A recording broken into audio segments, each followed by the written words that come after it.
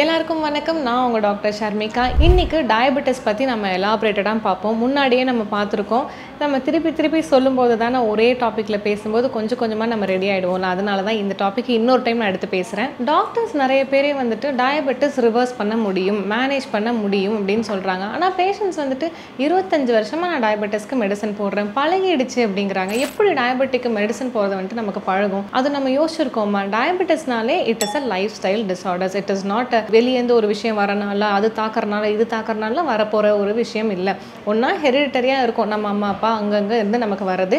இன்னொன்று வந்துட்டு life style மட்டும்தான். ஸோ லைஃப் ஸ்டைல் டிஸார்டர்னால் என்னென்னா, லைஃப் ஸ்டைலை மாற்றிக்கிட்டோம் அப்படின்னா அந்த டிஸார்டர் காணாமல் போயிடும்னு அர்த்தம். அப்போ 25 வருஷமாக மருந்து சாப்பிட்ருக்கிறவங்க வந்துட்டு இட்லி தோசை வந்துட்டு அவ்வளோ விரும்புகிறீங்கன்னு அர்த்தமா, இல்லை ரைஸை தான் அவ்வளோ விரும்புகிறீங்கன்னு அர்த்தமா? அப்படின்லாம் நான் வாக்கிங்கே போக மாட்டேன். ஆனால் எனக்கு வந்துட்டு நான் 40 வருஷம் கூட நான் மாத்திரை போடுவேன். ஆனால் என்னால் 6 மணிக்குள்ளே சாப்பிட முடியாது, வாக்கிங் போக முடியாதுன்னு சொல்லிட்டு இருக்கிறீங்களா? ஸோ டயபெட்டிஸை ரிவர்ஸ் பண்ண முடியும்னு சொன்னாலே ஆச்சரியப்படுறதுக்கு என்ன இருக்குது? லைஃப் ஸ்டைல் சின்னதாக மாத்திரா தாராளமாக ரெடி பண்ணுறது தானே. ஸோ இன்றைக்கி நம்ம உடம்புக்குள்ளே என்ன தான் பண்ணுது இந்த கணையம், பேன்க்ரியாஸு, நம்மளோட லிவர் என்ன பண்ணுது, டயபெட்டிஸ் ஏன் வருது, எதுக்கு வருது, எல்லாமே பார்க்கலாம். நம்மளோட பேன்க்ரியாஸ் வந்துட்டு 2 விஷயத்தை சுரக்குது. ஒன்று வந்துட்டு இன்சுலின், இன்னொன்று வந்துட்டு குளுக்கோகான். இந்த இன்சுலின் என்ன பண்ணும் அப்படின்னா, ரத்த குழாய்களில் சர்க்கரைத்தன்மை ஜாஸ்தியாக இருக்கோ கம்மியாக இருக்கோ, ஆக மொத்தம் சர்க்கரைத்தன்மை அதாவது சுகர் இருந்துச்சு அப்படின்னா அது எல்லாத்தையும் எடுத்துகிட்டு போய் செல்ஸுக்கு கொடுக்குது. நம்ம உடம்புல மேலேருந்து கீழே வரைக்கும் each and every part is made up of cells. Billions of cells, trillions of செல்ஸ்னே வச்சுக்கலாம். ஸோ இந்த செல் வந்துட்டு, அதாவது ஒரு விஷயம் நமக்கு இப்போ முடி வளரணுமா, நம்ம உள்ள புரத சத்தை போட்டு அப்போ தான் நம்ம முடி வளர வைக்க முடியும். ஒரு வெளியேருந்து ஒரு எக்ஸ்டர்னல் சோர்ஸாக ஒரு எண்ணெய் தடவுறது, மாஸ்க் போடுறது, ஸ்ப்ரே அடிக்கிறது, இதனால வந்துட்டு முடி வளர்ந்துடாது. நல்லா யோசிச்சுக்கோங்க. ஸோ ஒரு விஷயம் நமக்கு வளரணும், ஒரு நோயை சரி பண்ணணும், நைட்டு தூக்கம் வரணும், ஸ்கின் ப்ராப்ளமை ரெடி பண்ணணும், எல்லாத்துக்குமே வாய்க்குள்ளே போடுறது நல்லதாக போடணும். ஸோ இந்த விஷயத்தில் செல்ஸ் தான் நமக்கு எல்லாமே உதவுது. இந்த செல்ஸுக்கு வந்துட்டு எனர்ஜி யார் கொடுக்குறா? குளுக்கோஸ், நம்ம சாப்பிட்ற மாவுச்சத்து, இனிப்பு சத்து தான் வந்துட்டு நம்மளோட செல்ஸுக்கு எனர்ஜி கொடுக்குது. சரிங்களா? அப்போ நான் நிறையா தானே இட்லி தோசை சாப்பிட்றேன், அப்புறம் எதுக்கு வந்துட்டு எனக்கு எதுவுமே சரியாக மாட்டேங்குதுன்னா, இந்த காலத்தில் நம்ம செய்கிற வேலைக்கு செல்ஸுக்கு எனர்ஜியே தேவையில்லை, அதுக்கிட்ட எக்ஸ்ட்ராவாகவே இருக்குது. நம்ம என்ன பண்ணுறோம்? 3 வேளையும் ரைஸ், அரிசியால் ஆகப்பட்ட உணவுகள், ராகியே சாப்பிட்டாலும் ராகி கொஞ்சமாக போட்டுட்டு நம்ம ரைஸ் நிறைய எடுக்கிறனால ஒரு சின்ன ப்ராசஸ் மட்டும் சொல்கிறேன். கணையம் வந்துட்டு இன்சுலினை செக்ரேட் பண்ணுது. நம்ம ரத்தத்தில் நிறைய மாவுச்சத்து சேர இனிப்புச்சத்து சேரும்போது இன்சுலின் வந்துட்டு கணையம் வந்துட்டு செக்ரேட் பண்ணும். நீ இப்போ இதெல்லாம் எடுத்துகிட்டு போய் செல்ஸுக்கு கொடுன்னு சொல்லும். அப்போ இன்சுலின் திருப்பி செக்ரேட் ஆகி என்ன பண்ணுன்னா, ரத்தத்தில் இருக்கிற எல்லா மாவுச்சத்தையும் எடுத்துகிட்டு போய் செல்ஸுக்கு கொடுக்கும்போது செல்ஸ் என்ன பண்ணும்? ரொம்ப தெளிவு. செல்ஸ் வந்துட்டு ஆல்வேஸ் அவே ஃப்ரம் டெம்டேஷன். வயிறு நிறைஞ்சிருச்சுன்னா ஒரு பருக்கு கூட எக்ஸ்ட்ராவாக சாப்பிடாது நம்ம செல்ஸ். அதுதான் அது பண்ணுற ஒரு நல்ல விஷயம். இது என்ன பண்ணும்? என்கிட்ட ஏகப்பட்ட எனர்ஜி இருக்குது, எனக்கு நீ வேண்டாம் அப்படின்னு சொல்லிட்டு டோரை க்ளோஸ் பண்ணிவிடும். இப்படி க்ளோஸ் பண்ண டோர் வந்துட்டு இந்த இன்சுலின் என்ன பண்ணும்? என்ன செல் வந்துட்டு எனர்ஜியே வேணான்னு சொல்லிடுச்சு, அப்போ ஒரு வேளை செல் இன்னொரு நாள் பசிச்சுதுன்னா நம்ம கிட்ட கேட்கும் அப்படின்னு சொல்லிட்டு இந்த இன்சுலின் என்ன பண்ணும்? அந்த குளுக்கோஸ் சத்து, மாவு சத்தை எல்லாத்தையுமே வந்துட்டு ஸ்டோர் பண்ண ஆரம்பிச்சிடும். எக்ஸ்க்ரீட் பண்ணாது, அதாவது வேண்டான்னு சொல்லிடுச்சு செல்ஸை, ஸோ நம்ம வெளியே அனுப்பிடலாம், மோஷன்லேயும் யூரின்லேயும் அப்படிலாம் அனுப்பாமல் ஒரு வேளை கேட்குமோ செல்லுன்னு சொல்லிட்டு ஸ்டோர் பண்ண ஆரம்பிச்சிடும். இந்த மாதிரி ஸ்டோர் பண்ணும்போது ரத்தத்தில் சுகர் கண்டென்ட் இன்னும் ஜாஸ்தி ஆகிக்கிட்டே தான் இருக்கும். கரெக்டாக நான் சொன்னது புரிஞ்சிருச்சா? ஸோ இந்த வந்துட்டு ஸ்டோர் பண்ணிக்கிட்டே இருக்கும்போது இந்த செல்ஸுக்கும் ஒன்றும் மனசு கஷ்டப்பட்டு ஐயோ இவ்வளோ இருக்கே நம்ம கொஞ்சம் எடுத்துக்கலாம்னு செல்ஸ் என்றைக்குமே நினைக்காது. குளுக்கோஸ் சத்தை வந்துட்டு ரிஜெக்ட் பண்ண மட்டும்தான் செய்யும். ஸோ இந்த பேன்க்ரியாஸ் என்ன பண்ணும்? ரத்தத்தில் குளுக்கோஸ் சத்து ஜாஸ்தி ஆகும்போது இன்சுலினையும் சேர்த்து ஜாஸ்தி பண்ணிகிட்டே இருக்கும். ஏன்னா இன்சுலின் தான் என்ன பண்ணுது? இது எடுத்துகிட்டு போய் செல்ஸுக்கு அனுப்புறது. ஆனால் பேன்க்ரியாஸ்க்கு தெரியல, செல்ஸ் வந்துட்டு ரிஜெக்ட் பண்ணிகிட்டு இருக்கு குளுக்கோஸ் சத்து அப்படிங்கிறது. ஸோ இது வந்துட்டு கொஞ்சம் குழப்பமாக இருந்தாலும் கொஞ்சம் பொறுமையாக போட்டு கேளுங்க, உங்களுக்கு நல்லாவே புரியும். இந்த மாதிரி தேங்கி இருக்கிற குளுக்கோஸ் சத்து என்ன பண்ணும் அப்படின்னா, ரத்தத்திலேயே ஃபுல்லாக சுற்றி எனக்கு ஏதாவது ஒரு வழியில் என்னை வெளியே அனுப்பிடு, தயவு செஞ்சு. செல்ஸ் தான் என்னை ரிஜெக்ட் பண்ணிடுச்சுலாம், அப்புறம் எப்படியாவது என்னை வெளியே அனுப்புன்னு சொல்லும்போது தான் நமக்கு கை கால் மதமதப்பு, அதாவது உள்ள ரத்த குழாய்களுக்குள்ள குளுக்கோஸ் சத்து ஜாஸ்தி ஆகிறதுனால வர சிம்டம்ஸ் என்னென்ன அப்படின்னா, ஃப்ரீக்வெண்ட் யூரினேஷன், நைட் வந்துட்டு அரை மணி நேரத்துக்கு ஒரு தடவை நம்ம எந்திரிச்சு யூரின் போகிறது, பாலியூரியான்னு சொல்லுவோம். டயர்ட்னஸ், நம்ம உடம்பு வந்துட்டு இவ்வளோண்டு குளுக்கோஸ் சத்துக்கு 7 மணி நேரம் 10 மணி நேரம் வேலை செய்யுது. இது வந்துட்டு சேர்த்து வச்சு உடம்பு ஃபுல்லாக குளுக்கோஸ் சத்தாக இருக்கும்போது எக்ஸ்ட்ரா ஒர்க் பண்ணணும். எக்ஸ்ட்ரா ஒர்க், நம்மளோட ஒவ்வொரு உறுப்புகளும் வந்துட்டு ஜாஸ்தியாக வேலை செய்யும்போது நம்மளும் எக்ஸ்டர்னலாக டயர்டாக தான் செய்வோம். இந்த மாதிரி இனிப்பு சத்து, மாவு சத்தை டைஜஸ்ட் பண்ணுறது வந்துட்டு மேக்ஸிமம் லிவரோட வேலை. லிவர் ஒரு ஷிஃப்ட் இல்லாமல் 2 ஷிஃப்ட் இல்லாமல் 3 ஷிஃப்ட் எக்ஸ்ட்ரா வேலை செய்யும்போது கண்டிப்பாக லிவர் அப்நார்மாலிட்டிஸும் வரதான் செய்யும். அதே மாதிரி பாலிஃபேஜியா இவ்வளோ உள்ள பிரச்சனை, அதாவது நிறைய டைஜஷன் நடக்க நடக்க வெளியவும் பயங்கரமாக பசிக்க ஆரம்பிக்கும். நமக்கு சாப்பிட்ருப்போம் பசிக்கும். அதனால தான் நைட் நேரம் வந்துட்டு ஏன் தேவையே இல்லாமல் கோதுமை சப்பாத்தி, கோதுமை அடை தோசை நீங்கள் வந்துட்டு சுகர் பேஷண்ட் சாப்பிடுங்கன்னு சொல்கிறாங்கன்னா, அது சாப்பிட்டா உங்களுக்கு கண்டிப்பாக இன்சுலின், அதாவது சுகர் வந்துட்டு ஸ்பைக்கப் ஆக தான் செய்யும். அதை மீறி அதை சாப்பிட சொல்லிட்டு ஒரு மாத்திரை போட சொல்கிறது எதுக்கு? உங்களுக்கு பசி கம்மியாகும். த மோர் கார்போஹைட்ரேட்ஸ், மாவுச்சத்தை நீங்கள் சாப்பிடும்போது பசி என்றைக்குமே கம்மியாயிடும். அதே நைட் வந்துட்டு கொஞ்சம் வெஜிடபிள்ஸும் ஃப்ரூட்ஸும் சாப்பிட்டு நீங்கள் பட்னி இருங்க, கொஞ்சம் தண்ணி குடிச்சு அந்த நாள் நைட்டை மட்டும் நீங்கள் தாண்டி வந்துட்டீங்கன்னா, இந்த பழக்கம் உங்களுக்கு வந்துருச்சு அப்படின்னா கொஞ்சம் கொஞ்சமாக மாத்திரைகள்லேருந்து கண்டிப்பாக நம்மளால் வெளியே வர முடியும். அந்த கம்ஃபர்ட் ஜோனை விட்டு வெளியே வந்தீங்கன்னா வேறு என்னென்ன சிம்டம்ஸ்? எக்ஸ்ட்ரீமிட்டிஸ், நம்னஸ், நம்ம கைகளையும் கால்களையும் நரம்பு பிடிச்சி இழுக்கிறது. அதே மாதிரி நம்ம யூரின் போகிற இடத்துலையும் மோஷன் போகிற இடத்துலையும் அரிப்பு இருக்கிறது, இச்சிங் இந்த ஜெனிட்டல் ஏரியாஸ் அது இருக்கிறது, எக்ஸஸ் ஸ்வெட் ஆகிறது, அதே மாதிரி வாய் வறண்டு போயிடுது. இந்த மாதிரியான நிறைய சிம்டம்ஸ் வந்துட்டு நம்மளோட டயபெட்டிஸ் பேஷண்ட் சொல்லுவாங்க. இவங்க கிட்டலாம் நான் ஒன்று தான் கேட்பேன், 2 விஷயம் கேட்பேன். நடக்கிறீங்களா? காலையில் அட்லீஸ்ட் ஒரு 4 கிலோமீட்டர் நடக்கிறீங்களான்னா இல்லை, மாத்திரை போட்டுருவேன். நைட்டு ஒரு அரை மணி நேரம் நடக்கிறீங்களா? இல்லை, நான் மாத்திரை போட்டுருவேன். நைட் எத்தனை மணிக்கு சாப்பிட்றீங்க? 10 மணிக்கு. என்ன சாப்பிட்றீங்க? இட்லி தோசை. இப்படி இருக்கிற வரைக்கும் டயபெட்டிஸ் ரிவர்ஸ் ஆகும் நம்ம நினைக்கவே முடியாது. ஐ ஸ்டில் நோ இது வந்துட்டு ஒரு கஷ்டமான ப்ராசஸ். 40-45 வருஷமாக நான் வந்துட்டு மாவுச்சத்தை தானே சாப்பிட்டேன். இப்போ என்ன எல்லாமே மாவுச்சத்தை வந்துட்டு இவ்வளோ நீங்கள் நொய்னு சொல்கிறீங்க அப்படின்னா, அப்போ நீங்கள் பண்ண உடல் உழைப்பு வேறு, இப்போ நம்ம இருக்கிற உடல் உழைப்பு வேறு. எந்த அளவுக்கு நம்ம உடல் வந்துட்டு உழைக்கிறத கம்மி பண்ணுதோ அதே அளவுக்கு மாவுச்சத்தை மட்டும் கம்மி பண்ணுங்கள், புரதச்சத்தை ஜாஸ்தி பண்ணுங்கள். ஏன்னா செல்ஸோட ப்ரொடக்ஷன் நமக்கு வேணும். நம்ம உடம்புல ஒரு நோய் சரியாகணும் அப்படின்னா அதுக்கு புரதச்சத்து மட்டும்தான் ஒரே ஒரு வழி.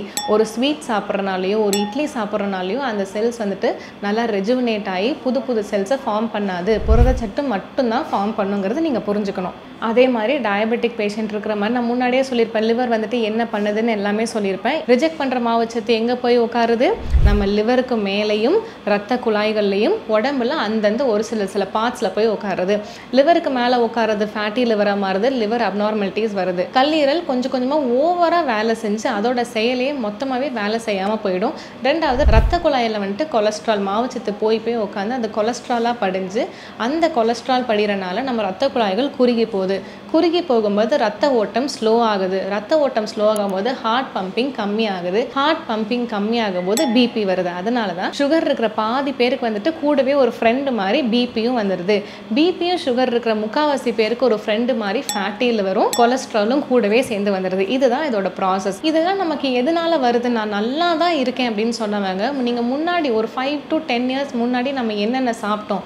லேட்டாக சாப்பிட்டோமா? கம்மியாக வேலை செஞ்சு நிறையா சாப்பிட்டோமா? அந்த நிறையா சாப்பிட்டு தட்டு ஃபுல்லாக அரிசி மட்டும் போட்டு சாப்பிட்டோமா? இல்லை அரிசி விட பொரியல் ஜாஸ்தியாக இருந்துச்சா? பழங்கள் ஜாஸ்தியாக இருந்துச்சா? ஒரு நாளைக்கு ஒரு 2 ஜூஸாவது நம்ம குடித்தோமா முன்னாடி? அதாவது சுகர் இப்போ இருக்கிறவங்க யோசிக்காதீங்க, 5 வருஷத்துக்கு முன்னாடி நீங்கள் என்ன பண்ணீங்கன்னு மட்டும் யோசிக்கணும். நம்ம வெயிலில் வந்துட்டு ஒரு நாளைக்கு ஒரு 20 to 30 நிமிஷமாவது வாக்கிங் போனோமா? வெயிலுங்கிறது அவ்வளோ முக்கியமான ஒரு விஷயம். எவ்வளவோ நாடுகளில் வெயிலே இல்லாமல் சன் பாத்துன்னு ஒரு விஷயத்தை வந்துட்டு தெரப்பி மாதிரி எடுத்துகிட்டு இருக்காங்க. வேற நம்ம நாட்டில் வெயில் அவ்வளோ அழகாக கிடைக்கிது, அதையும் சன்கிளாஸ் போட்டுட்டு க்ரீம்ஸ் எல்லாம் போட்டுட்டு அதை நம்ம தடுத்துட்ருக்கோம். ஸோ காலை வெயிலையும் மாலை வெயிலையும் தயவு செஞ்சு எக்ஸ்போஸ் ஆகுங்க.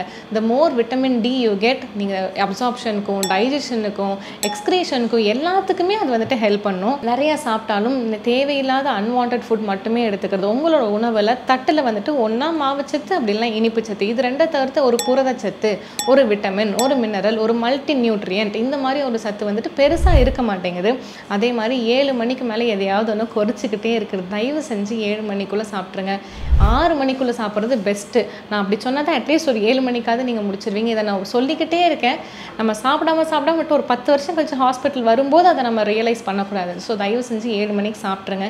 7 மணிக்கு மேலே நீங்கள் சாப்பிட்ற ஒவ்வொரு உணவும் ஒவ்வொரு விஷயமும் விஷமாக மட்டும்தான் மாறும் ஆஃப்டர் 10 years. அதே மாதிரி ஸ்ட்ரெஸ்ஸு, நான் நல்லா மருந்து போடுறேன், இன்சுலின் போடுறேன், எல்லாமே போடுறேன், ஆனாலும் எனக்கு சுகர் வந்துட்டு 350 தான் இருக்குது அப்படின்னா ஸ்ட்ரெஸ் ஃபேக்டர்ஸ் வந்துட்டு கண்டிப்பாக குளுக்கோகான் அப்படிங்கிற ஒரு விஷயத்தை வந்துட்டு ரிலீஸ் பண்ண தான் செய்யும். குளுக்கோகான் வந்துட்டு குளுக்கோஸ் தான், அதோட இன்னொரு ஃபார்ம் தான் வச்சுக்கோங்களேன். இப்போ ஸ்ட்ரெஸ்ஸுங்கிற ஒரு விஷயம் வந்துட்டு எபினெஃப்ரின் ஒரு விஷயத்தை ரிலீஸ் பண்ணுது. ஃபார் எக்ஸாம்பிள் இது வந்துட்டு ஒரு தராசு மாதிரி வச்சுக்கோங்களேன். இது நடுவில் வந்துட்டு நான் வச்சுருக்கேன். இந்த சைடு வந்துட்டு நம்ம சாப்பிட்ற நல்ல உணவு, நல்ல மெடிசன், ஒரு வேறு இன்சுலினே இருக்கட்டும், இது வந்துட்டு இங்கே நம்ம போட்டுக்கிட்டே இருக்கோம். அப்போ வந்துட்டு நம்மளோட உடம்புல இருக்கிற சுகர் கண்டென்ட் கம்மியாயிட்டே வருது. சரிங்களா? இப்படி கம்மியாயிட்டே வரும்போது உடம்புல லைட்டாக ஸ்ட்ரெஸ் இருக்குது, நைட்டு தூங்க தூங்க மாட்டேங்கிறேன், ஒரு விஷயத்தை யோசிச்சுக்கிட்டே இருக்கேன், ஒர்க் ஸ்ட்ரெஸ் இருக்குது அப்படின்னு நீங்கள் நினச்சிட்டிங்கன்னா அந்த ஸ்ட்ரெஸ் என்ன பண்ணணும்னு சொன்னேன், எபினெஃப்ரின்ங்கிற ஒரு விஷயத்தை ரிலீஸ் பண்ணும்.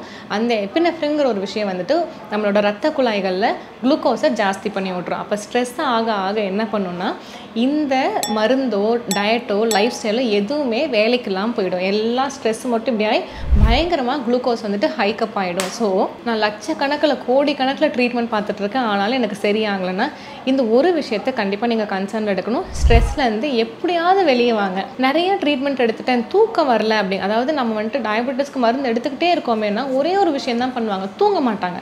தூங்கலை அப்படின்னா கார்டிசாலுங்கிற ஒரு விஷயம் வந்துட்டு சுரக்க தான் செய்யும், which is a stress hormone. அது சுரக்கும் போது எல்லா நோயும் ஹைக்கில் மட்டும்தான் இருக்குமே தவிர்த்து எந்த நோயும் ரெடி ஆகவே ஆகாது. இப்போ என்ன தான் பண்ணுறது டாக்டர் சொல்லுங்கள் அப்படின்னா ஒரு 8 பாயிண்ட் சொல்கிறேன். தயவு செஞ்சு இதை உங்களோட லைஃப்பில் நீங்கள் இம்ப்ளிமெண்ட் பண்ணுங்கள். இது ஒரு 3 மாதம் இம்ப்ளிமெண்ட் பண்ணிவிட்டு ஃபுல்லாமே நீங்கள் செயல்படுத்துறதுக்கப்புறம் ஒரு ரிசல்ட்டே இல்லை அப்படின்னா நம்ம ஹாஸ்பிட்டலுக்கு ஏறி வருவோம். அந்த ஹாஸ்பிட்டலுக்கு வந்து அவங்க உங்களுக்கு ஏற்ற மாதிரி டயட் போட்டு கொடுக்கட்டும், ஒரு ஒர்க் அவுட்டு, ஒரு மெடிசன் கொடுக்கட்டும். ஆனால் இதை பண்ணாமல் ஹாஸ்பிட்டல்ஸ்க்கு தயவு செஞ்சு போகாதீங்க. நான் 8 விஷயம் சொல்கிறேன்னா அதில் 3 விஷயம் பண்ணிட்டும் வரக்கூடாது, 8க்கு 8ம் பண்ணணும். ஏன்னா நம்ம 25 வருஷம் சாப்பிட்டு இருக்க மருந்தை நிறுத்தணும் அப்படின்னா இந்த 8 விஷயத்தை கண்டிப்பாக பண்ணுங்கள். மொதல் விஷயம், உடம்புக்கு மாவுச்சத்து தேவையே இல்லை, செல்ஸுக்கு தேவையே இல்லை. அந்த செல்ஸ் வந்துட்டு டோரை க்ளோஸ் பண்ணி 5-6 வருஷம் ஆகிப்போச்சு. இதுக்கு மேலேயும் உட்காந்து நான் மாவுச்சத்து தான் போடுவேன், எனக்கு எனர்ஜி வேணும், இது எல்லாமே மனப்பிரமம் மட்டும்தான். நம்ம உடம்பு, அதுவும் சுகர் இருக்கிறவங்க உடம்பு வந்துட்டு 4 நாள் கூட சோறு இல்லாமல் இருக்க முடியும். வெறுமனே காய்கறி பழங்கள்லாம் உங்களால் வாழ முடியும், ஏன்னா எக்ஸஸ் சுகர் உள்ளே இருக்குது. ஸோ அப்படி நினச்சிக்கிறத விட்டுட்டு இட்லி இருந்தால் தான் நான் சாப்பிடுவேன், காஃபி டீ இருந்தால் தான் நான் இருப்பேன் அப்படிங்கிறத விட்டுட்டு உங்களோட கம்ஃபர்ட் ஜோனில் விட்டு வெளியே வந்து ரெடி பண்ணுங்க. ஏன்னா நீங்கள் சாப்பிட்ற மருந்தும் ஒன்றும் பெருசாக உங்கள் உடம்புக்கு வந்துட்டு நல்லது பண்ணணும்னா சொல்ல முடியாது. It is just helping you live, அவ்வளோதான். மற்றபடி இந்த மருந்து வந்துட்டு என்னோட லிவரை சூப்பராக வச்சிருக்கு, கிட்னியை சூப்பராக வச்சிருக்குன்னு உங்கள் டாக்டர்ஸ் கூட உங்களுக்கு சொல்ல மாட்டாங்க. Excess of anything is bad for health தான். ஸோ தேவையில்லாமல் 3 வேளையும் மாவுச்சத்தை சாப்பிட்றத நிறுத்திட்டு ஒரு நல்ல உணவுக்கு மாறுங்க. ஒரு நாளைக்கு இப்போ நான் வந்துட்டு உடற்பயிற்சியே பண்ணாத ஒரு ஆளாக இருந்தீங்க அப்படின்னா இப்போ ஸ்டார்ட் பண்ணுறது ஒரு 20 நிமிஷம் ஒரு நாளைக்கு நடக்க மட்டும் செய்வோம். காலையில் ஒரு 20 நிமிஷம், ஈவினிங் ஒரு 20 நிமிஷம். ரொம்ப குண்டாக இருக்கோமா அப்படியே கொஞ்சம் கொஞ்சமாக ஊர்ந்துட்டு கூட போவோம். ஆனால் தயவு செஞ்சு மூமெண்ட்டில் இருங்க. இம்மொபைலாக இருக்கிறது, மூமெண்ட்டே இல்லாமல் உட்காந்துக்கிட்டே இருக்கிறோம், நமக்கு சுகர் இருக்குது, நம்ம உட்காந்துட்டே இருக்கோம்னா கண்டிப்பாக ரெடி ஆகவே இருக்காது. அதே மாதிரி மாதம் 20 நிமிஷங்கிறது 30 ஆகணும், 30 நிமிஷங்கிறது 40 ஆகணும், 40ங்கிறது 45 ஆகணும். ஒவ்வொரு மாதமும் ஒரு சின்ன சின்ன இம்ப்ரோவைசேஷன் காமிச்சுக்கிட்டே வரணும். இந்த 20 நிமிஷமா நான் 10 வருஷமாக 20 நிமிஷம் தான் நடக்கிறேன் அப்படின்னா உங்கள் உடம்பு அதுக்கு ரெசிஸ்ட் ஆகிக்கும். இந்த மாதிரி இம்ப்ரோவைஸ் நீங்கள் பண்ணியே ஆகணும். அதான் சொன்னேன், ஒரு மருந்து கொடுப்பாங்க டாக்டர், இந்த மருந்தே நான் போட்டுட்ருக்கேன், இது வந்துட்டு அப்போ என்ன சொல்லுவாங்கன்னா ஒரு லிமிட்டுக்கு மேலே வேலை செய்யாமல் போகும்போது இந்த மருந்து உங்கள் உடம்புக்கு ரெசிஸ்ட் ஆகிடுச்சு, ஸோ நம்ம இன்னொரு மருந்து ட்ரை பண்ணணும்னு சொல்கிறாங்கல்ல, அதே மாதிரி தான் நம்மளோட உள்ளுறுப்புகளுக்கும். நீங்கள் வந்துட்டு ஒரு 20 நிமிஷங்கிறது வந்துட்டு வீட்டு வேலை செய்கிறவங்க வீட்டு வேலையே செஞ்சுட்டு இருக்க, வேறு ஏதாவது பண்ணு, வேறு மாதிரி உடம்பு வேலை அப்படிங்கிற மாதிரி நம்ம உடம்பு சொல்லும். ஸோ ஒவ்வொரு மாதமும் ஒர்க் அவுட்டில் தினசாக ஏதாவது ஒன்று பண்ணிக்கிட்டே இருக்கணும். உங்களோட உணவு தியரி வந்துட்டு சன்ரைஸ் சன்செட் தியரியாக மட்டும்தான் இருக்கணும். காலையில் 6 மணிக்கு சூரியன் உதிக்குதா சாப்பிட ஆரம்பிங்க, 6:30 மணிக்கு சூரியன் மறைஞ்சிருச்சா சாப்பிட்றத நிறுத்திடுங்க. 6:30 மணிக்குள்ளே நீங்கள் என்னமோ சாப்பிடுங்க, மேக்ஸிமம் மைதா, மாவுச்சத்து, இனிப்பு சத்து நிறுத்திக்கோங்க. மற்றபடி நீங்கள் என்ன வேணாலும் சாப்பிடுங்க, ஆனால் 6:30 மணிக்கு சாப்பிட்டு முடிச்சிடணும். சூரியன் மறைஞ்சதுக்கப்புறம் நீங்கள் சாப்பிட்டுக்கிட்டே இருந்தீங்கன்னா டைஜஷன் நடக்காது, which is very hard for diabetic patients. Walking வந்துட்டு அட்லீஸ்ட் ஒரு 4 கிலோமீட்டர் பொறுமையாக நடங்க, வெசையாக நடக்கவே கூடாது. நான் எப்போவுமே சொல்கிறது, சுகர் பேஷண்ட் யாராக இருந்தாலும் எங்கேயுமே போய் விழுந்துடவே கூடாது. உங்கள் உடம்புலேருந்து ஒரு சொட்டு ரத்தம் வந்துட்டு வெளியே வர்றதுக்கான அவுட்லெட்டை நீங்கள் கொடுக்கக்கூடாது. குண்டூசி குத்திருச்சு, தடுக்கி விழுந்துட்டேன், கல் இடிபட்டுருச்சு காலில், அந்த மாதிரி சின்ன சின்ன காயங்கள் கூட ஆகாமல் பார்த்துக்கிறது ரொம்ப ரொம்ப முக்கியமான ஒரு விஷயம். ஏன்னா உள்ளே இருக்கிற ரத்தத்தில் இருக்கிற சுகர் எப்படியாவது என்னை வெளியே விட்டுருன்னு வெயிட் பண்ணிக்கிட்டே இருக்கும், அந்த அளவுக்கு சுகர் இருந்துச்சுன்னா. அப்போ நீங்கள் லைட்டாக சின்ன சின்ன காயம் பண்ணும்போது ஏன் உங்களுக்கு புண்ணு வந்துட்டு ஆற மாட்டேங்குது, இதுதான்டா பெரிய ஓட்டை, நம்ம எல்லா ரத்தமும் வெளியே அனுப்பிடலாங்கிற மாதிரி ஒரு ரஷ் இருக்குது. இது வந்துட்டு நான் கலோக்கியலாக சொல்கிறேன், இது வந்துட்டு ரொம்ப சயின்டிஃபிக்காக நான் சொல்லலை, உங்களுக்கு புரிகிற மாதிரி சொல்கிறனால இப்படி சொல்கிறேன். அதனால எங்கேயுமே ரத்தம் வெளியே வர மாதிரி காயங்களோ இல்லை ரத்த கட்டு ஆகிற மாதிரி அடிகளோ வாங்கிக்கவே கூடாது. So be very careful. பொறுமையாக இருங்க. டயபெட்டிஸ் இருக்கிறவங்க எல்லாருமே எந்த ஒரு அவசரமும் நம்ம வாழ்க்கையில் நமக்கு தேவையே இல்லை. But be active. என்னடா அப்படின்னு சொல்கிறாங்க இப்படின்னு சொல்கிறாங்கன்னு பார்க்காதீங்க. அதே மாதிரி நான் சொல்கிற சேஞ்சஸ் எல்லாம் ஒரு மாதம் பண்ணுறது ரிசல்ட் இல்லை, 2 மாதம் பண்ணுறது ரிசல்ட் இல்லை, 3 மாதம் பண்ணுறது. அப்போ கொஞ்சம் கொஞ்சமாக ரிசல்ட் வரும்போது ஒரு ரிசல்ட் வந்துருச்சு. அப்போ என்ன நினைக்கிறாங்கன்னா, ஓ இதுதானே நம்ம பண்ணணும், நம்ம மாதம் மாதம் பண்ணலாம், 2 மாதம் மெடிசன் எடுக்கலாம், 3 மாதம் பண்ணலாம். இப்படி விட்டு விட்டு கன்சிஸ்டன்சியே இல்லாமல் பண்ணிங்கன்னா அது லைஃப் ஸ்டைலே ஆகாது. இப்போ நம்ம வந்துட்டு 2 நாள் பல் விளக்குறோம், 3 நாள் விடுறோமா இல்லை, 3 நாள் குளிக்கிறோம், 2 நாள் குளிக்காமல் விடுறோமா இல்லை. அது எந்த அளவுக்கு லைஃப் ஸ்டைலில் வந்துட்டு சின்ன வயசுலேருந்தே மனசுக்குள்ளே ஊடுருவி இருந்திருக்கோ அதே மாதிரி இந்த விஷயத்தையும் ரெடி பண்ணுங்க. எல்லாத்துக்குமே ஒரு 6 மணிக்குள்ளே சாப்பிடுங்கிறது வந்துட்டு ஒரு 10 நாள் நம்ம பழகிட்டோம் அப்படின்னா அது கண்டிப்பாக நம்ம லைஃப்பில் ஒரு விஷயம் ஆகிடும். ஆனால் அந்த 10 to 20 நாள் கஷ்டப்படுறனால மட்டும்தான் நம்ம இந்த அளவுக்கு தேவையே இல்லாமல் நோயினால் சஃபர் ஆகிட்டு இருக்கோம். அதே மாதிரி எப்போவுமே வந்துட்டு ஒரு விஷயம், நான் ஸ்ட்ரெஸ்ஸாக இருக்கேன், எனக்கு டயர்டாக இருக்குது. டயர்ட்னஸும் ஸ்ட்ரெஸ்ஸும் வந்துட்டு இங்கே இருக்கிறது மட்டும்தானே தவிர்த்து உடல் சம்மந்தப்பட்டதே இல்லை. அதாவது டயர்ட்னஸ்ங்கிறது சுத்தமாகவே உடல் சம்மந்தப்பட்டது இல்லை. ஹவுஸ் ஒய்ஃப் கிட்ட கேட்கும்போதோ இல்லைனா ஒரு ஹஸ்பண்ட் கிட்ட கேட்கும்போதோ இல்லை ஒரு சின்ன பசங்க 30 வயசில் வந்துட்டு எந்த கல்யாணமே ஆகாமல் வரும்போது எனக்கு டயர்டாக இருக்குது, நான் சொல்லுவேன், ஏன் தம்பி இன்றைக்கி நைட் நீ ஒரு ஐவி பெற உன்னோட ஃப்ரெண்ட்ஸோட டூர் போகிறேன்னா உனக்கு டயர்ட்னஸ் தெரியுமா? அதெல்லாம் தெரியாது. அப்போ எங்கே போச்சு டயர்ட்னஸ்? இப்போ அம்மா வரும்போது நான் கேட்பேன், 2 பிள்ளைங்களுக்கும் உடம்பு சரியில்லைன்னு வச்சுக்கோங்க, அன்றைக்கி உங்களுக்கு டயர்டாக இருக்கும்போன்னா ஐயோ வாய்ப்பே இல்லை. அப்போ டயர்ட்னஸ்ங்கிறது எங்கே இருக்குது? வேலை இல்லைன்னா டயர்டாக இருக்குது, வேலை இருக்குது, நமக்கு ஏதாவது பிடிச்ச மாதிரி பண்ணுறோன்னா நமக்கு டயர்டாகவே இருக்காது. So maximum 90% of the tiredness lies in your head. அது வந்துட்டு உடம்பு சார்ந்த டயர்ட்னஸே இல்லை. ஏன்னா இந்த உடம்பு டயர்ட் ஆகணும்னா நம்ம நல்லா வயலில் போய் வேலை செய்யணும். பெருசாக வேலையே செய்யாத உடம்புக்கு என்னத்தை போய் டயர்ட்னஸ். அதே மாதிரி தான் ஹஸ்பண்ட்ஸ்க்கும் சொல்கிறேன், வேலை விட்டு வந்தோடனே டயர்ட் ஆகிடுவார். கிட்ஸ் எல்லாம் இருந்தாங்கன்னா ஸ்கூல் விட்டு வந்தோடனே டயர்ட் ஆகிடுவாங்க, பிடிச்சவங்க வந்தால் மட்டும் கிளம்பி போயிடுவாங்க. ஸோ டயர்ட்னஸ்ங்கிறத ஒரு ரீசனாக வச்சுட்டு தயவு செஞ்சு இந்த உட்காந்துட்டே இருக்கிறது இந்த மாதிரி தயவு செஞ்சு பண்ணாதீங்க. ஒரு டயபெட்டிக் பேஷண்ட் வரும்போது இந்த மாதிரி சின்ன சின்ன விஷயத்தை நான் மாத்திரக்கு சொல்லி கொடுக்கும்போது ஏன் இது கூட பண்ண மாட்டேங்கிறாங்கன்னு உண்மையாலுமே கஷ்டமாக தான் இருக்குது. இதெல்லாம் பண்ணிவிட்டு வீட்லேயே இருக்க வேண்டியதானங்கிற மாதிரி. ஸோ நீங்கள் இது எல்லாத்தையும் ட்ரை பண்ணுங்கள். பட் ப்ளீஸ் நான் சொன்ன எல்லாத்தையுமே ஃபாலோ பண்ணுங்கள். இந்த ஃபாலோ பண்ணிங்கனாலே உங்களுக்கு நிறைய மாற்றங்கள் கிடைக்கும். நான் ஏன் இதில் டயட் வந்துட்டு உங்களுக்கு பெருசாக சொல்லலை அப்படின்னா, each and every person needs different டயட்னு வச்சுக்கோங்களேன். எல்லாத்துக்கும் சொரக்காய் ஜூஸ் கொடுக்க முடியாது, எல்லாத்துக்கும் குக்கும்பர் ஜூஸ் கொடுக்க முடியாது, எல்லாத்துக்கும் புரதச்சத்து என்னன்னு நம்ம சொல்ல முடியாது. நான் பாட்டுக்கு கிட்னி பேஷண்ட்டாக இருந்து டயபெட்டிக் பேஷண்ட்டாக இருந்தீங்கன்னா நான் அந்த பீன்ஸ் சாப்பிடுங்க இந்த பீன்ஸ் சாப்பிடுங்கன்னு சொல்ல முடியாது, பன்னீர் சாப்பிடுங்கன்னு சொல்ல முடியாது. அதனால தான் டயட்டை மட்டும் ரிவீல் பண்ணல, லைஃப் ஸ்டைலை ரிவீல் பண்ணியிருக்கேன். ஸோ இந்த விஷயங்கள்லாம் ஒரு 3 மாதமாவது நீங்கள் நல்லா ஃபாலோ பண்ணிவிட்டு அதுக்கப்புறம் சரியாகலைன்னா ஹாஸ்பிட்டல் சைடு ஏறிவாங்க. உடம்புல வந்துட்டு என்ன நடக்குதுன்னு தெரிஞ்சால் மட்டும்தான், அதாவது உடம்புக்குள்ள ஒவ்வொரு உறுப்பும் என்னென்ன வேலை பண்ணுதுன்னு ஒரு மனுஷனுக்கு தெரிஞ்சால் மட்டும்தான் அவங்களோட நோயை ட்ரீட் பண்ணுறதுக்கும் அவங்களுக்கு கொஞ்சமாவது நாலேஜ் இருக்கும். நான் ஒவ்வொரு வீடியோலையும் வந்துட்டு தைராய்ட் பற்றி மட்டும் பேசாமல் ஏன் இந்த கிளாண்டு இது வந்துட்டு தைராய்ட் கிளாண்டு இதுதான் சுரக்குதுன்னு பேசுகிறோன்னா, you should know what is happening inside your body. உடம்புல என்ன நடக்குதுன்னு தெரியணும். ஒரு நோய் வந்திருக்கு, அந்த நோய்க்கான மூல காரணம் என்னன்னு தெரியணும். அப்படி தெரிஞ்சால் மட்டும்தான் அந்த நோயை நம்மளால் ட்ரீட் பண்ண முடியும். ஒரு டாக்டர் நம்மக்கிட்ட இது சரியாகாதுன்னு சொன்னாலும் ஏன் சரியாகாது, எனக்கு தான் இதுதானே பிரச்சனை அதுதானே பிரச்சனை, என்னோட லைஃப் ஸ்டைலை நீங்கள் மாற்றுங்க, எனக்கு சரி பண்ணுறேன் நான் சொல்கிற அளவுக்கு நீங்களும் ரெடி ஆகிக்கோங்க. ஸோ நெக்ஸ்ட் டைம் ஒரு நல்ல டாப்பிக்கோடு உங்களை திருப்பி பார்க்குறேன். நன்றி, வணக்கம்.